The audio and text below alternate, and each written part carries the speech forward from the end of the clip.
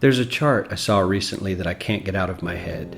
A Harvard business professor and economist asked more than 5,000 Americans how they thought wealth was distributed in the United States. This is what they said they thought it was. Dividing the country into 5 rough groups of the top, bottom, and middle 3 20% groups, they asked people how they thought the wealth in this country was divided. Then he asked them what they thought was the ideal distribution, and 92%, that's at least 9 out of 10 of them, said it should be more like this.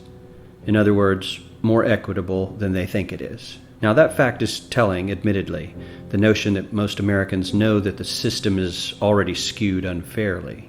But what's most interesting to me is the reality compared to our perception.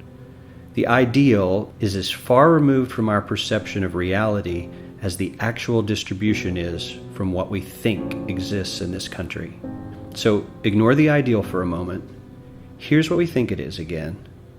And here is the actual distribution. Shockingly skewed.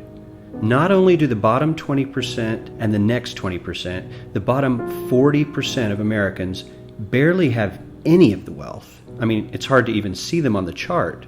But the top 1% has more of the country's wealth than 9 out of 10 Americans believe the entire top 20% should have. Mind-blowing. But let's look at it another way, because I find this chart kind of difficult to wrap my head around.